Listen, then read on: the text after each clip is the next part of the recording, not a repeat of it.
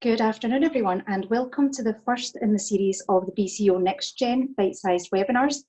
Today, we're focusing on the theme of sustainability from a corporate occupier's perspective, and I'm delighted to be joined by Barbara Mendler, Managing Director of Strategic Projects and Operations at international law firm CMS. Welcome, Barbara, and thanks for taking the time to speak to us today. Thank you, Teresa. Now, I should mention that the session is going to be in a Q&A format, so if the audience have any questions at all for Barbara, please feel free to type them into the Q&A box and we'll tackle as many of them as we can at the end. Now, in April of this year, CMS announced its ambitious plans to reduce its carbon emissions to net zero by 2025. But now, that deadline is only 5 years away, and with 8 offices across the UK, plus offices in Central Eastern Europe, Middle East and Asia, it's a pretty big commitment for any occupier to be making. Barbara, perhaps you could start by telling us a little bit about how this target came about. Okay, well, it is a big commitment, but it is something that I think as an organization we've been working to for quite a long time. As far back as 2007, we joined the Clean City London and have been achieving the platinum level in that every year since. In 2016, we started disclosing with the Carbon Disclosure Project. And so we've been doing that. We went from a D to last year a B and hoping for an A- this year, but we have been gradually developing our skills in, how to address this area. We joined Print Relief with Xerox in 2017. That then basically all the paper that is used in our office, we then give a amount of that to Print Relief, and they have reforestation projects. So we have one that we've given to them that's located for reforestation in Brazil, one in Ireland. So we've been doing that since 2017. In 2018, we committed to establishing the science-based targets. And then in April of this year, we filed our targets that have now been approved. And so those targets are to reach net zero by 2025 through absolute reductions of 30% of our emissions, and then to the rest as a carbon credit if we cannot get all the way to zero.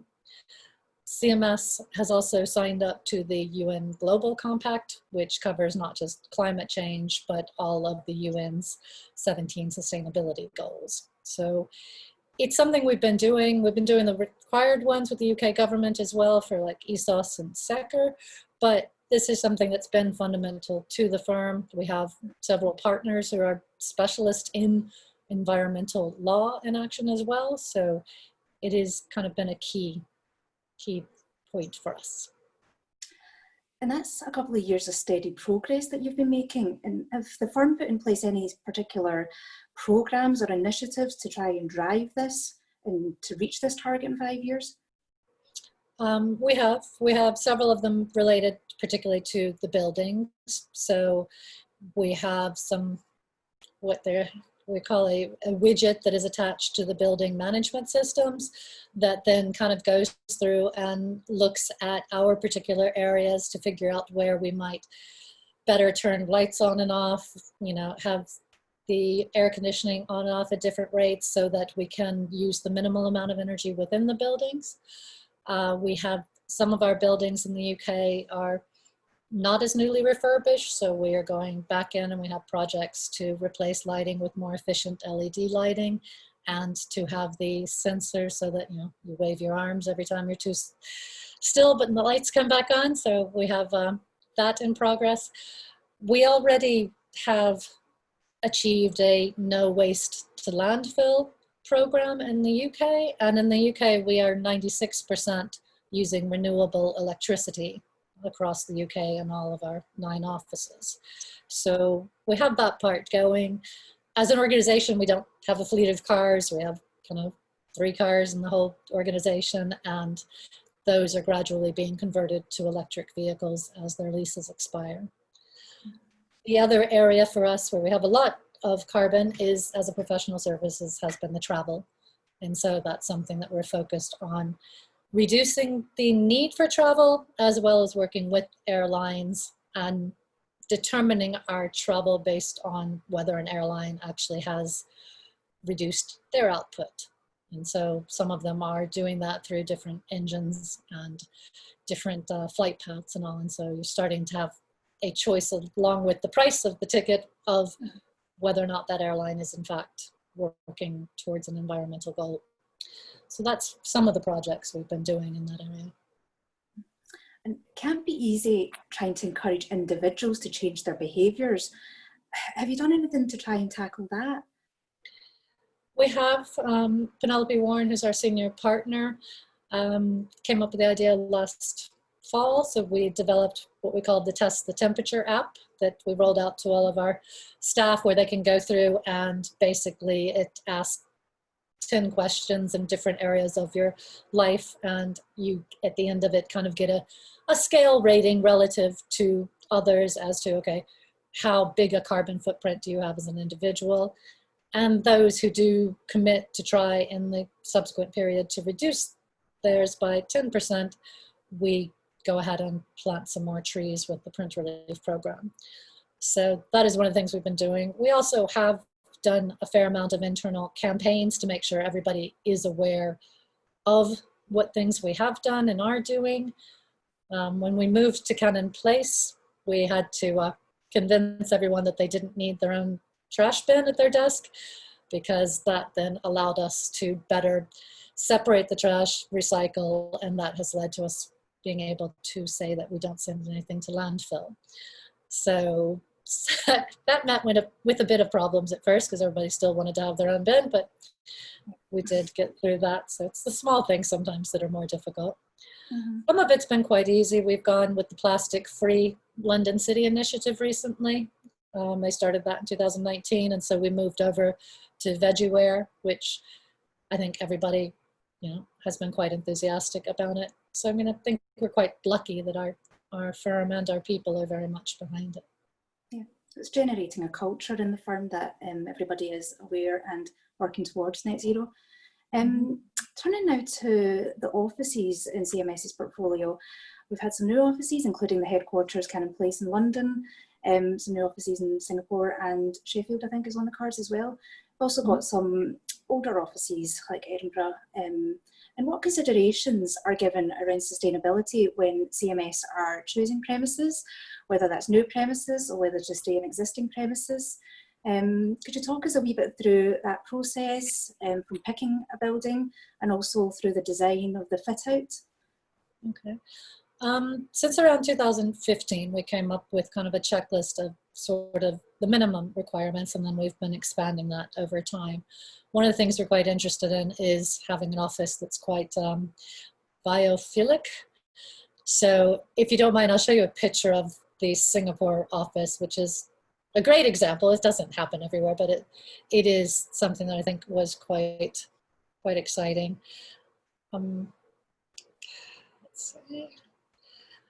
So as you can see, this is like, the office is built around an internal park of their own with waterfalls, and it has 65,000 square feet of plants that are actually located in between and on different levels of the building.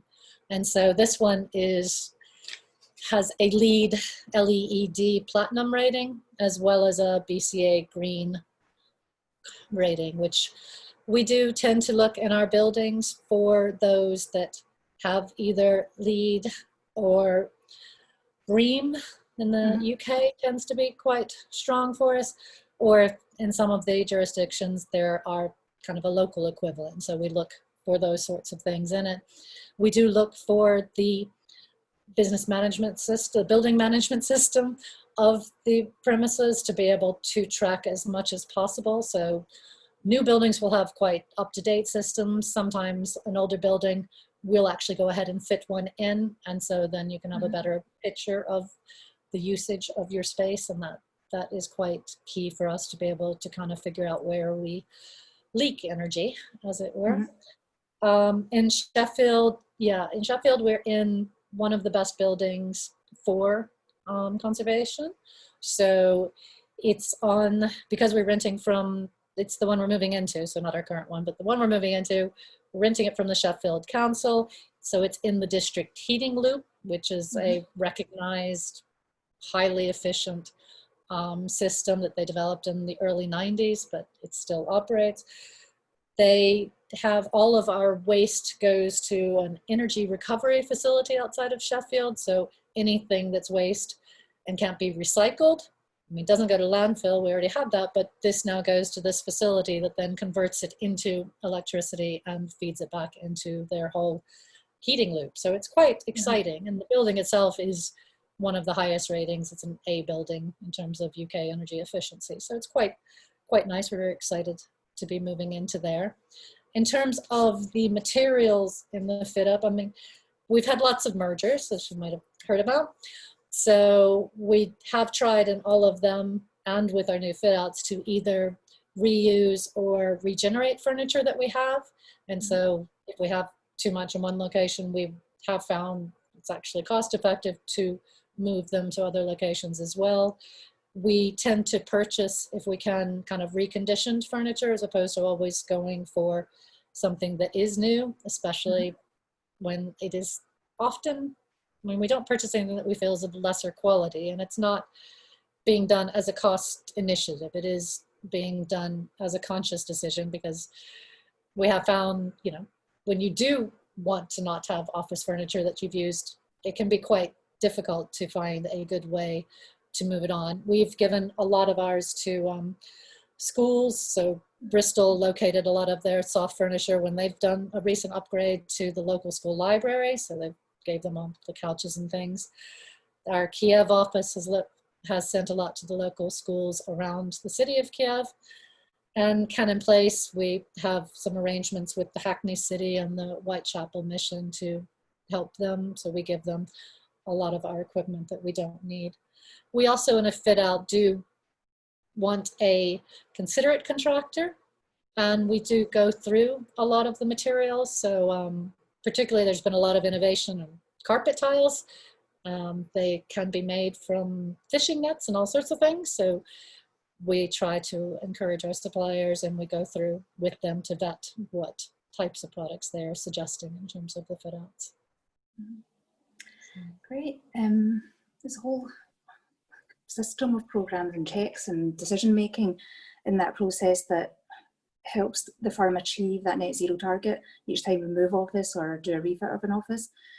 Turning now to your relationship with landlords, you mentioned that the Sheffield landlord at the council and the property falls into a zoning which the council has been focused on driving climate change. Do you find that different landlords have different approaches to sustainability? And are they generally on board and collaborative when it comes to CMS's net zero target? I think generally landlords are moving in that direction. It does somewhat differ between who's like the ultimate owner of it. But a lot of our conversations are first off with the building service manager, which in a lot of cases in the UK tends to be, you know, Savills or CBRE or somebody of that. And both of those organizations have already committed to certain targets themselves. And so they're quite open to discussions on things. If it requires, you know, a full out investment by a landlord, then yeah, it is something where we, in some jurisdictions it works because there's additional regulation from the government that's also pushing them in that direction. In other places, yeah, you do find that the landlords are like, well, don't really have to do that now. I'm not going to do that right now. And so it is looking into what we can do. I mean, Singapore is sort of a prime example of, they do great on biodiversity and everything, and they have some of the most green buildings out there, but at the end of the day, their electricity mostly comes from Malaysia, and they don't have a renewable source to access to even consider that type. So there are different things that even they can't control within the grid of a country. So it's important to deal with the landlords, and when we do a new site, we're definitely much more engaged over the last few years as to, okay, you know, this is important to us, we want to go in this direction. So we are currently looking at a new site in Bucharest, and one of the things about it is, for Bucharest, it's still relatively nascent to have, you know, sustainable buildings. So this one we are particularly looking at is quite good in that area, and that we are discussing with them that it's important that they actually build it to what they're saying, and we would be able to then take some space there. So, yeah. Now, what would you say are the main challenges to achieving the net zero target by 2025?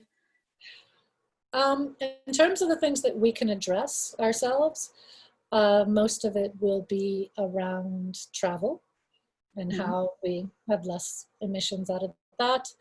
It will be therefore around changing people's behaviors in terms of internal meetings. I think a lot of our clients are also kind of reducing travel, partly due to COVID and partly to the appreciation that COVID has given us, that a lot can be done virtually. Clearly not everything. I mean, you don't really want to meet someone for the first time virtually. There's things where it does matter to be in person. But we are looking at ways to get the same results that some in-person meetings do without the travel, as well as looking, as I said, to different means of travel as being less carbon intensive than others. We have the initiatives going on in terms of print relief, which is trying to reduce the deforestation, but we're also generally encouraging people and trying to have at least a 50% reduction in printing. So that, again, you're having to change people to get them comfortable with marking up a document on a computer with a pen and not necessarily printing it out to then look at it, to then scan it, to then send it to somebody else. So there's a lot in those that we can improve on. In the UK, as I said, we got mostly renewable energy. The electric cars are coming, so there's not a lot more in that area. But in CE and the Middle East and Asia, there's still some more work to be done with the landlords there. So there's enough to keep us busy. We will, as I said, do various lighting projects, various initiatives on timing of how a building operates, or how at least our leasehold operates. But I think getting to the 30% of absolute, I'm very confident that we can get to that. And I do think working with our suppliers, we can probably do better than that. But we will always have to offset at some point, because we just are not a producer of anything that's circular in terms of the carbon. And looking ahead, what next after 2025? Well, okay, I mean, it's not guaranteed, but one of the things we are looking at is following on from kind of Microsoft's example, where they are promising that they're going to look at their carbon debt. I think they're saying by 2035, I'm not sure. They're first going carbon net zero on the current, and then they're going to go back to 1977 or something, whenever they started. And they will then be doing whatever it takes to offset and go to net negative carbon. So in line with that, we are looking at, but haven't quite, I think, gotten our heads around how to do the calculation of seeing what, as a law firm, our potential carbon debt would be back to some point in our merger history. So that's sort of something else that we're looking at. And I think that would be kind of the next step in the carbon area. And then it is just the other areas of sustainability, which are not purely the carbon. So, I mean, not going to landfill, and a lot of these things we do on the plastic free and all are not necessarily purely in a carbon target. They are just other areas of sustainability. So there's still a lot to do. There is. So we'll keep our eyes peeled for another ambitious target around about 2025 then. Now, I wonder if you have any questions from the audience. I can't see any in the Q&A box. Oh, one's just popped up. So what impact has COVID-19 had on progress in achieving the net zero target by 2025? Well, I think, I mean, on the one hand, you know, this year clearly we're going to have a reduced one because nobody's traveling, but that's not sustainable. What it has done, though, is shown us how much we can do without traveling, and that is sustainable. So in a weird way, it's been a positive in that respect. It's been something, I mean, it's challenging, I think, for all businesses. So yeah, we looked at our budgets and everything, but we've kept in it the initiatives that were around reducing our footprint. partly because a lot of those do result in cost reductions in our electric bills in other areas. So there's a business case for most of them. So we have continued to do that, but there's a lot. It's been a little bit harder on the plastic side because a lot of all the PPE and everything to make people safe is a lot of very disposable kind of items. And that kind of, I think, sets the whole climate thing back a little bit, but we need people to be safe. Yeah, indeed. Now, I think our 20 minutes is up. That's flown in. Well, thank you very much, Barbara, for sharing CMS's journey to net zero with us today. And I hope everybody's found that interesting and insightful, and a bit of a insightful chat, I suppose, into what one occupier is doing to tackle climate change. Just a reminder that there are a few BCO webinars scheduled for next week. So on Tuesday, we have the research webinar on lift and escalator design and operation post-COVID. And on Friday, we have the BCO Midlands NextGen Webinar on 2020 colour trends. And I hope you can join us then, but in the meantime, thanks for joining us and stay safe.